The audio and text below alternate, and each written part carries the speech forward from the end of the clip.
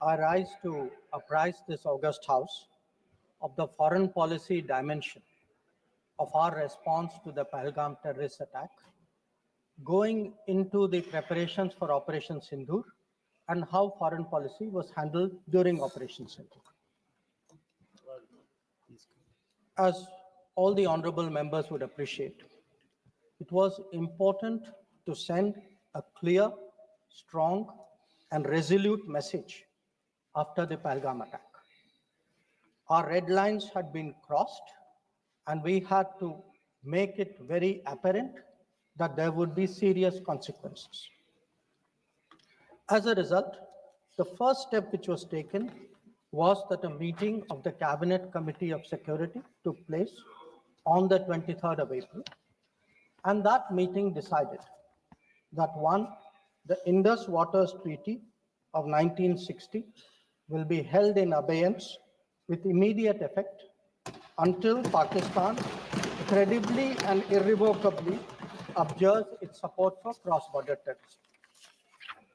Two, the integrated checkpost Atari would be closed with immediate effect.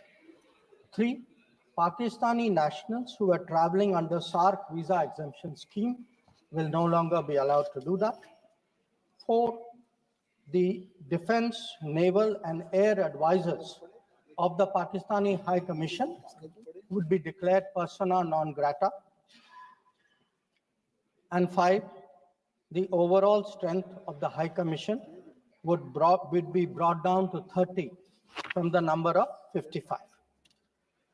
It was very clear, Honorable Speaker, sir, that after this first set of steps approved by the Cabinet Committee on Security, that India's response to the Pahalgam attack will not stop there.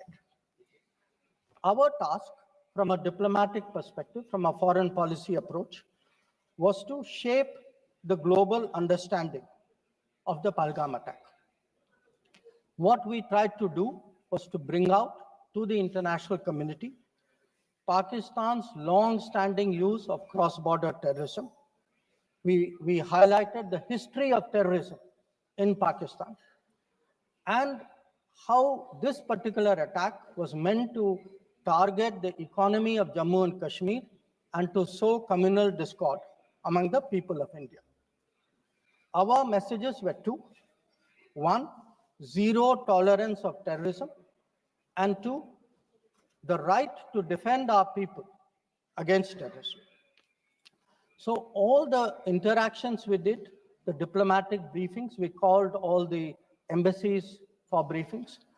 We interacted with the media. All of this was aimed at these two objectives: zero tolerance of terrorism and the right to defend ourselves, right to defend the people of India against cross-border terrorism. Now, the focus for our diplomacy was understandably the UN Security Council. And Honorable Speaker, sir, the challenge for us was that at this particular point, Pakistan is a member of the Security Council. We are not. So we had to achieve our objectives in a Security Council where Pakistan is a member. Now, our goals in the Security Council were two. One, to get an endorsement from the Security Council of the need for accountability, and two, to bring to justice those who perpetrated this attack. And I am glad to say, Speaker, sir, and I hope that this is appreciated and recognized by the House. If you look at the Security Council statement of 25 April, the members of the Security Council condemned in the strongest terms the terrorist attack. They affirmed terrorism in all its forms and manifestations constitute one of the most serious threats to international peace and security. And most important, the Council underlined the need to hold the perpetrators, organizers, financiers, and sponsors of this reprehensible act of terrorism accountable and bring them to justice. I highlight this, Speaker, sir, because This statement of the UN Security Council resonated throughout the international community. So when many honorable members asked today, where was the world on Pahalgam? I think the answer is there.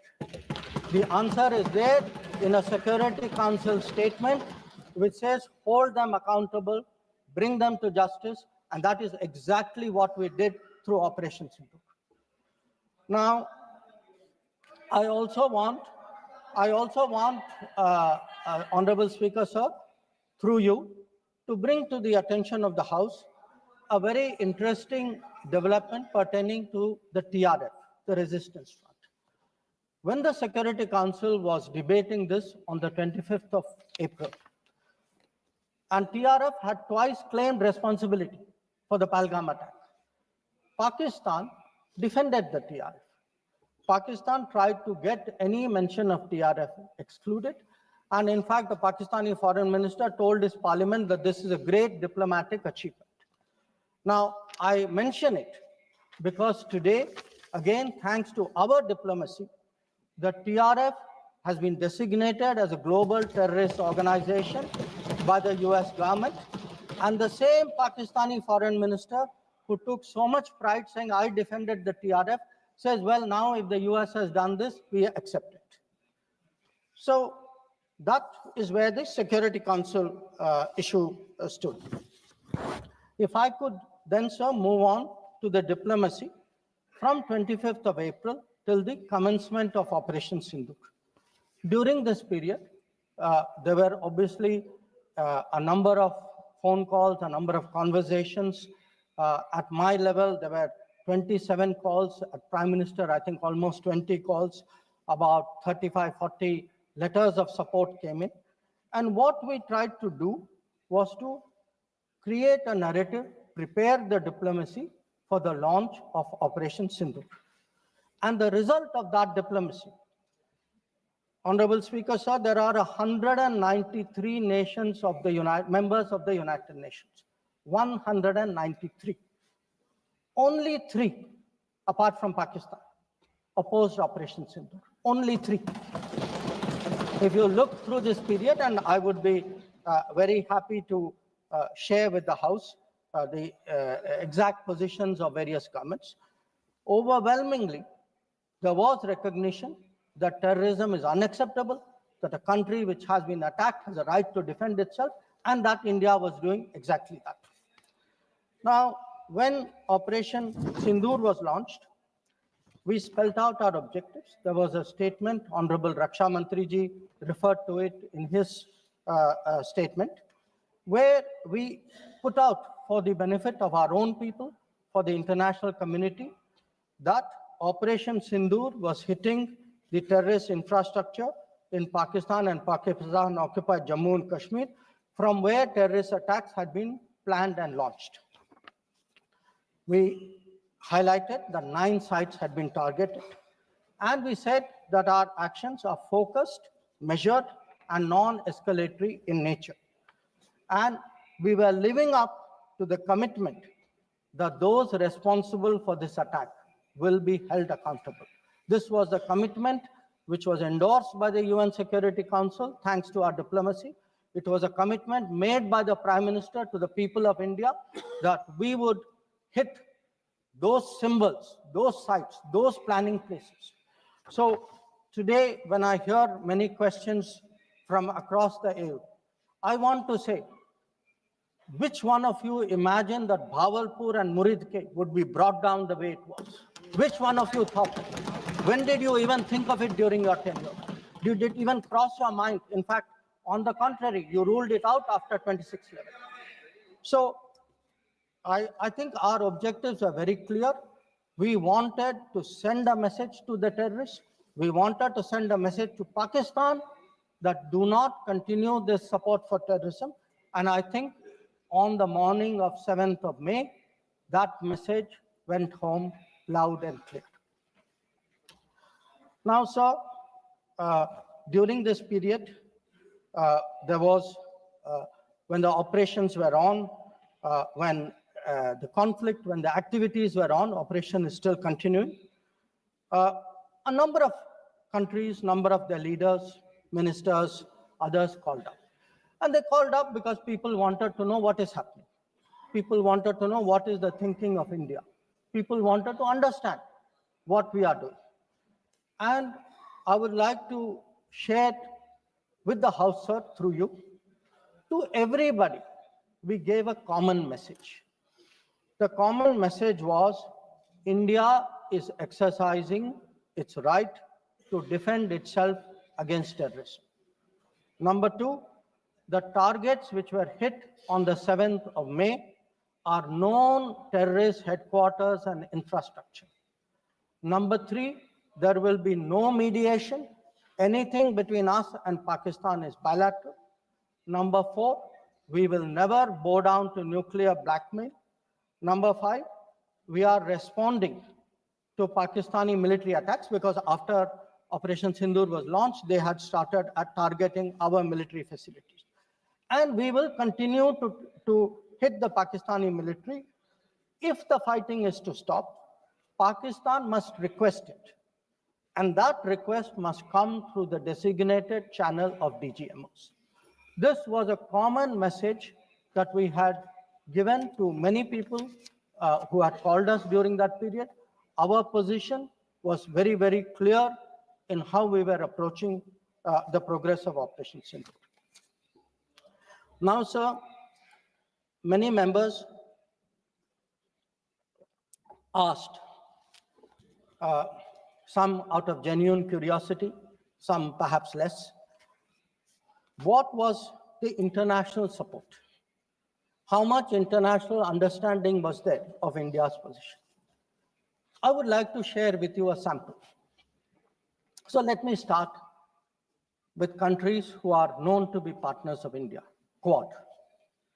Quad gave a statement which says, the Quad unequivocally condemns all acts of terrorism and violent extremism in all its forms and manifestations, including cross-border terrorism. We condemn in strongest terms the terrorist attacks in Pahalgam on 22 April and call for perpetrators, organizers, and financiers of this reprehensible act to be brought to justice without any delay. Now, sir, this is the Quad. Now, let us look at a different grouping, BRICS. Now, BRICS has China as a member, Russia as a member, it has Iran as a member, Brazil, South Africa, Egypt. BRICS also condemned the April 22 attack. It reaffirmed its commitment to combating terrorism, again including cross-border terrorism. Now, I would like members of this House to understand, if India is attacked, if there is a terrorist attack on India and a country says we condemn cross-border terrorism, I think it is obvious to everybody what that cross-border terrorism is. So I then move on, sir, to the Central Asia.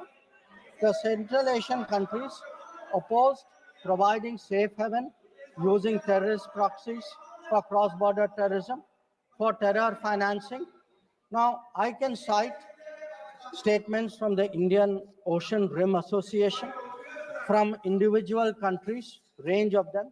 President Putin, for example, has said, he wrote to our president and said, this brutal crime has no justification whatsoever, and its perpetrators will face a deserved punishment.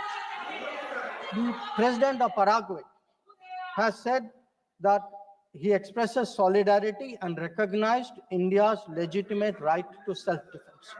So the main point, the common thread, sir, which I would like to bring out is that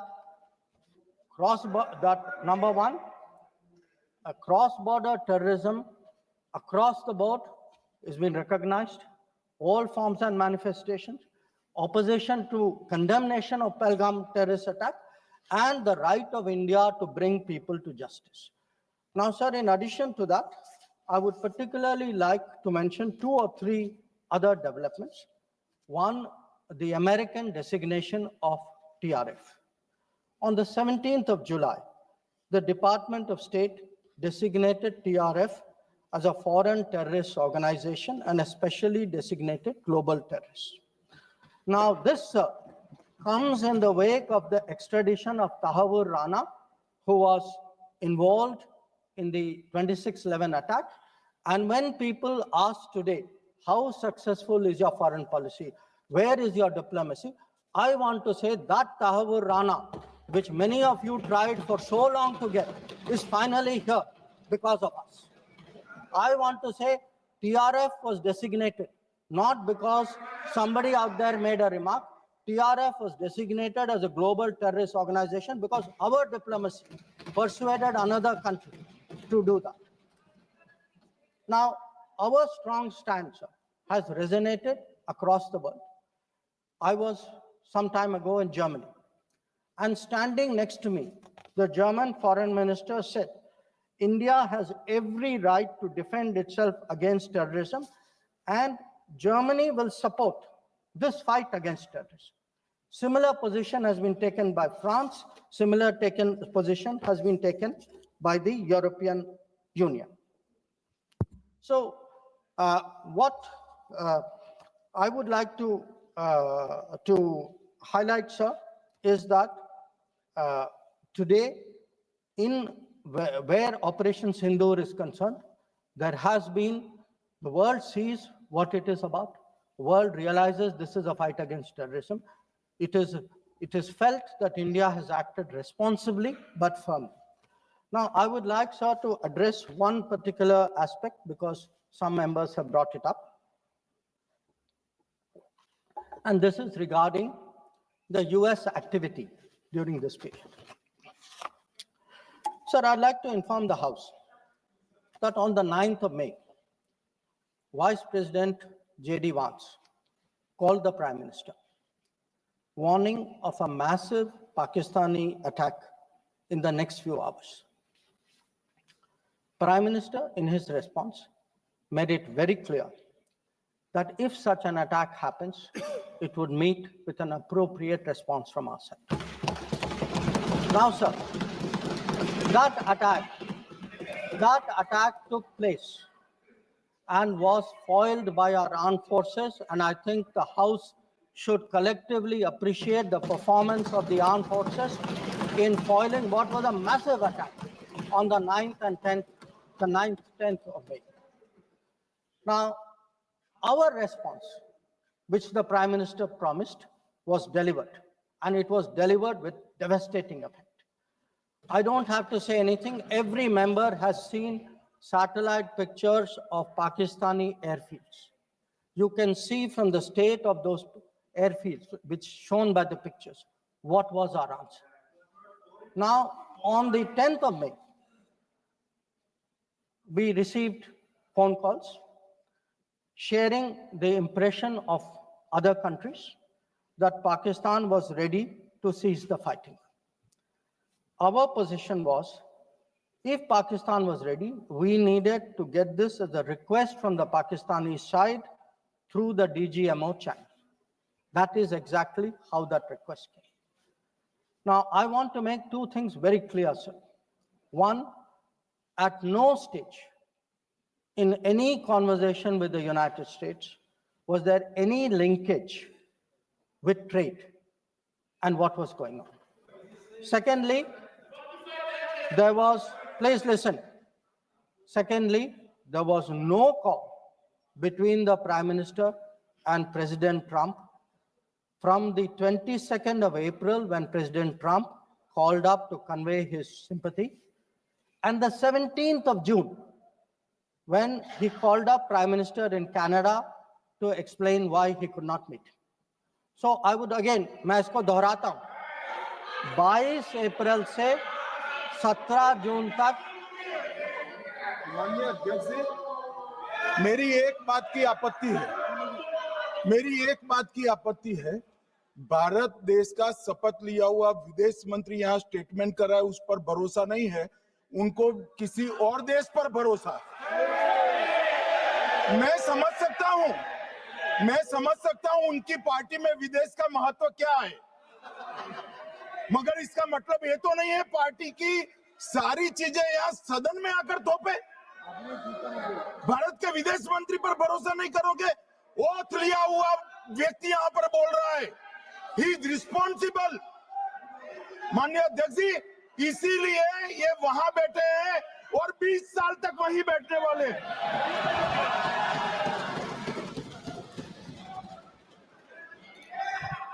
Honorable Speaker, sir, in the course of the debate today, some points were made by members of the opposition. I would like to respond to some of them. We were asked, why did you stop at this time? Why did you not go further? Please see who's asking this question. This question is being asked by people who, after 26/11, felt that the best action was inaction. Now, I would like, sir, to read out, because one member said, nowadays BJP members like reading from books. You get the truth in books. Sometimes you don't like what we read in books. So let me read out, sir, two excerpts from a book by the National Security Advisor of the UPA government. After 26/11, a chapter, there's a book called Choices.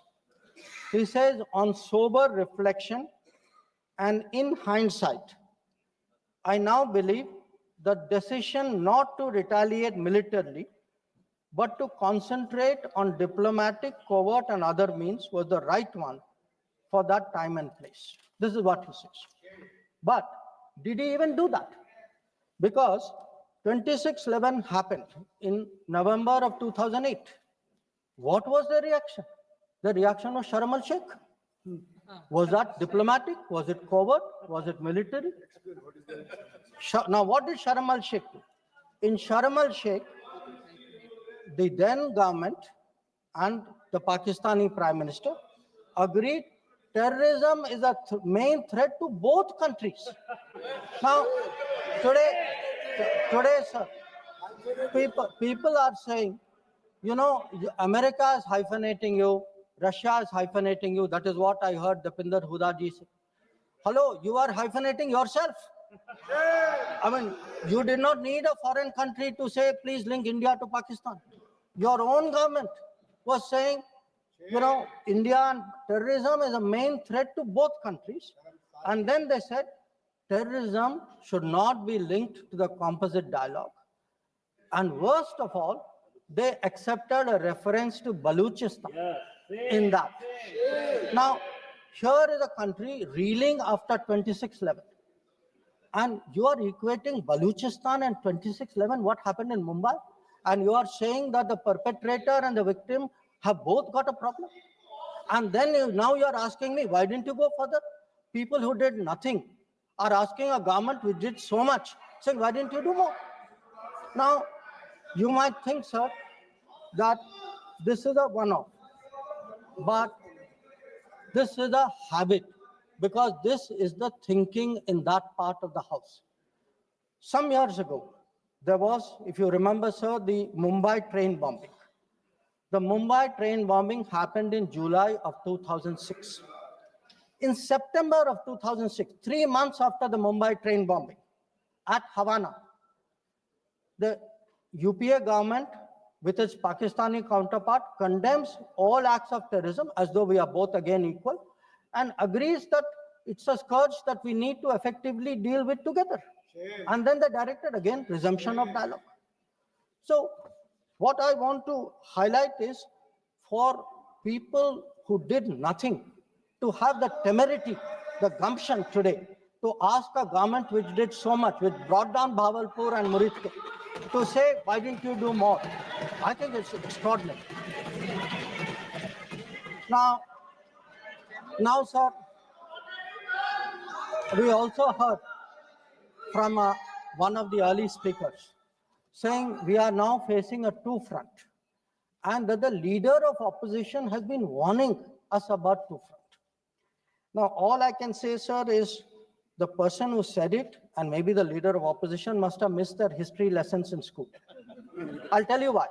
Because I would like to walk you through the history of this two-front. The two-front started because of something called POK, POK was created in 1948-49 by the government of this country by not completing the job of what was to be done. Now, sir, the House should note these dates. The two fronts started 1963, when the Shaksgam Valley was ceded by Pakistan to China as a result of an agreement. Then in 1966, the Karakoram Highway was agreed upon, which took 20 years, was completed in 1986. Now, references were made to China-Pakistan military collaboration. So when did this collaboration start? I'll give you the year, 1966. In 1966, the first Chinese military supplies went to Pakistan. When did nuclear collaboration start? 1976. 1976, when Bhutto arranged for China-Pakistan to get together on this. And in 1980s, when Prime Minister Rajiv Gandhi was visiting China and Pakistan, that was when the nuclear collaboration was at its height. Now, let me go further. You will say, why are you talking history? So let me bring this further up. 2005, Pakistan-China Treaty of Friendship and Cooperation. 2006, Pakistan-China Free Trade Agreement. 2013, handing over of Gwadar to China, Gwadar port to China. May 2013, announcement of China-Pakistan Economic Corridor. So, sir, we are getting warnings about a US-China, Pakistan-China collaboration, when this collaboration has been going on for 60 years. Now, let me also address two other points. There was a reference made to IMF that, why did you not stop? Why did you not stop? आपने सवाल उठाया तो जवाब भी सुनना पड़ेगा. आपने उठाया ना, आपके उपनेता ने उठाया, आपने सुनो जवाब. अब जैसे सवाल करोगे वैसे जवाब सुनने पड़ेंगे. So the IMF loan which was given was approved in September 2024. It was an extended fund facility of $7 billion. Now, sir, the House should know, Pakistan is a serial borrower from the IMF. I think 16 or 17 times they have taken IMF package. Now, very interesting comparison, sir. In 2008, Pakistan got a standby arrangement of $9.70 billion. In 2013, it got another one of $5.9 billion. So the very people who are concerned today at a 7 billion package should remember a 15 billion package went through for Pakistan during that tenure. Now, reference was made, sir, to FATF. I want to say the longest period that Pakistan has been under FATF grey list has been under the tenure of the Modi government.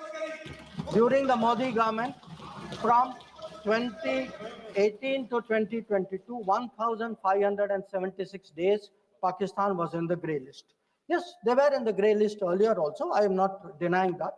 It was for a shorter period.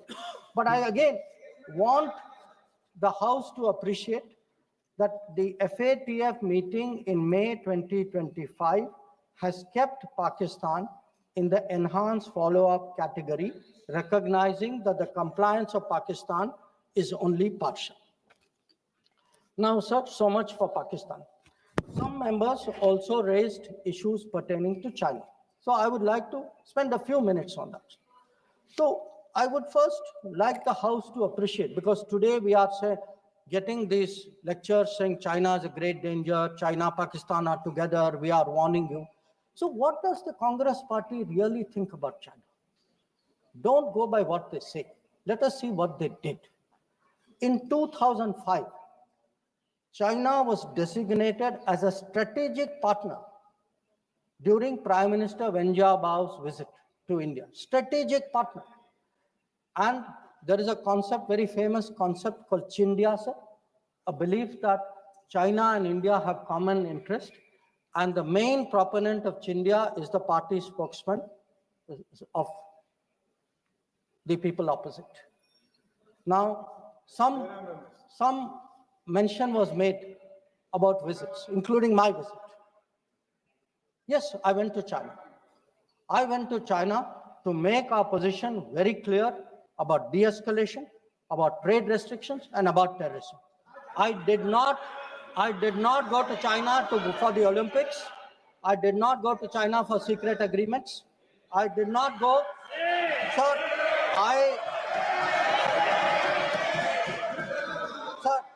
so the House should know that people were watching Olympics when China was issuing stapled visas for people from Arunachal Pradesh and Jammu and Kashmir.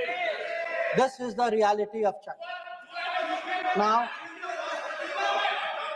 let me really tell you, sir, how is the relationship with China. Some years ago, विदेश मंत्री जी को संरक्षण देना चाहिए। उनके speaker जब बोल रहे थे, हम पूरे धैर्य से सुने। मैं बताऊंगा कितनी असत्य बातें बोली गई कल, परंतु फिर भी असत्य को भी हम हलाहल समझकर पी गए। अब ये सत्य भी नहीं सुन पाते हैं। माननीय अध्यक्ष, मुझे लगता है आपको प्रोटेक्शन देना चाहिए। बैठे बैठे टोका टोकी करना सबको आता है, ऐसा नहीं हमें नहीं आता, मगर इतने गंभीर विषय पर चर्चा जब हो रही है तो सरकार के प्रमुख विभाग के मंत्री को बोलते हुए बैठे बैठे टोकना ये विपक्ष को शोभा देता है क्या? मान्यवर, आपने बिल्कुल उनको आग्रह से कहना चाहिए, वरना हम भी हमारे मेंबर को बाद में समझा नहीं पाएंगे।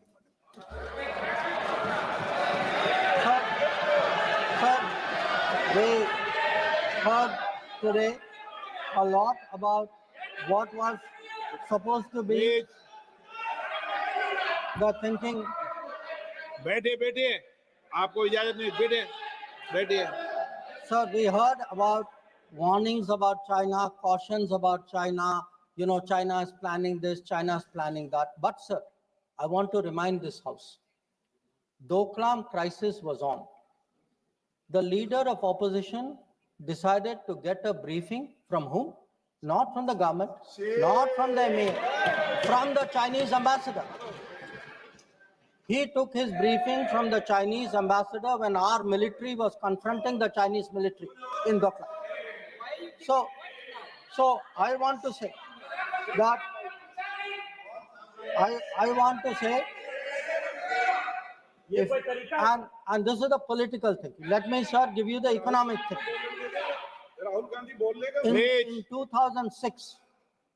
In 2006, the UPA government. Please बैठे बैठे टिप्पणी मत कीजिए, आप बहुत करे नहीं, गलत है। बैठिए, बैठे बैठे टिप्पणी मत कीजिए। Sir, in 2006, because I want to illustrate my points with facts. I spoke about political facts. I spoke about border facts. Let me give you an economic fact. What is the economic thinking of the Congress party about China? In 2006, the Congress party agreed to do a regional trading arrangement with China. It was finalized during the visit of President Hu Jintao. A task force was appointed. The task force gave a positive recommendation. Through the efforts of various people, this did not happen. Let me give you the technology side. The very people today who are cautioning us on China are the people who allowed 3G and 4G to come from China. It is this government which made sure there was a made in India 5G. And finally, sir, we keep speaking about the border. The border, if today, whether it is the border with Pakistan, whether it is the border with China or any other border, if our military is today able to stand its ground, the kind of massive deployment that we saw on the China border after 2020, it is because our border infrastructure budget has gone up 4 times. Our tunneling, our road building, our bridging has doubled or tripled. And this is a far cry from the period when the thinking was, let's not develop the border because then the Chinese cannot come there. We had 60 years of neglect of the border. Today, in the last 10 years, that neglect has been reversed. There is still a lot of work to be done. So I think people need to understand. And it's not just in India, sir. We have just come back from Maldives. When I hear comments about foreign policy, yesterday, day before yesterday, the Prime Minister was the guest of honor at the Independence Day of Maldives. This is the country which during their time forced an Indian company to leave an airport. That country today has invited India to build 2 new airports. Look at Sri Lanka. If the Hambantota port was built between 2005 and 2008, and at that time it was not only, it was actually justified as saying that it has no impact on India's interest. So I want, sir, the House to appreciate that the people who are today claiming to be custodians of national security thinking, who say that they are giving warnings, let us look at the record, let us see what they did when they were in office. But now allow me to come back to Operation Sindur. So I want, sir, to conclude by saying this. The challenge of cross-border terrorism continues, but Operation Sindur marks a new phase. There is now a new normal. The new normal has 5 points. 1, terrorists will not be treated as proxies.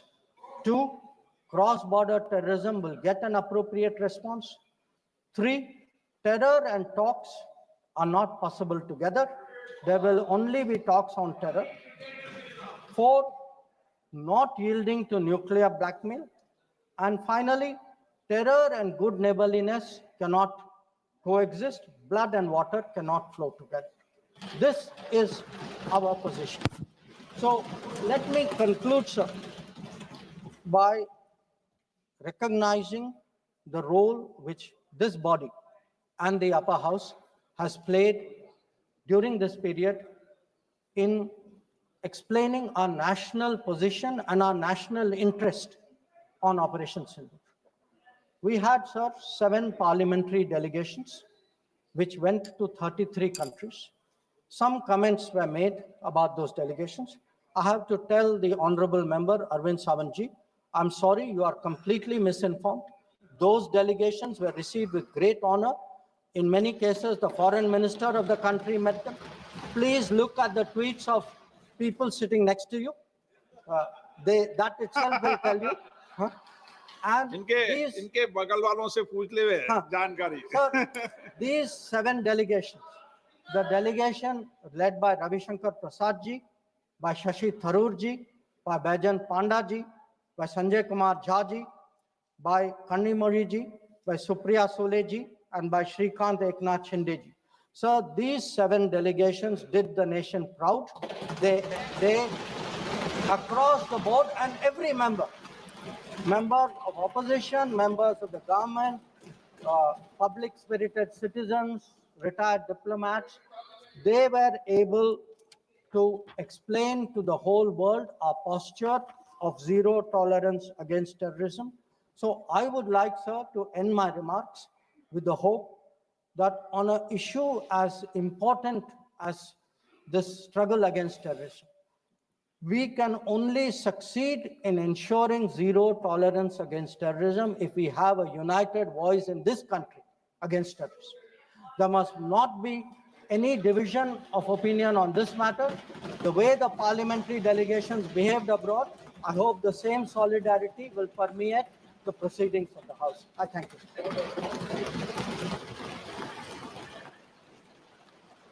Sri Mia Altaf Ahmad.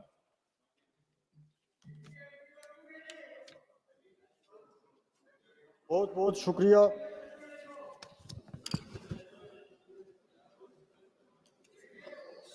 Sir, मैं उस पार्लिमानी हलके से हूं जहां पे ये पहलगाम का वाकया हुआ, और बदकिस्मती की बात है कि 26 बेगुनाह लोग मारे गए। मेरे पास अल्फाज ही नहीं कि मैं बयान कर सकूं इस बुज़दिलाना, अहमकाना और ब्रूटल किस्म के अटैक का। इसकी जितनी भी मजम्मत की जाए वो कम है और इसके लिए अल्फाज ही नहीं। पूरी दुनिया जो है वो इस वाक़े के बाद लर्ज़ गई। पूरी दुनिया में इस वाक़े के बाद खौफ तारी हो गया और इसी तरह पूरा जम्मू कश्मीर भी बगैर किसी कॉल के, बगैर किसी प्रोग्राम के इस वाक़े के खिलाफ निकला और इसकी मजम्मत की। कई घर ऐसे भी हैं, बल्कि बहुत से घर ऐसे हैं जहां उस दिन लोगों ने खाना भी नहीं खाया और जहां उस दिन लोग सोए भी नहीं। आज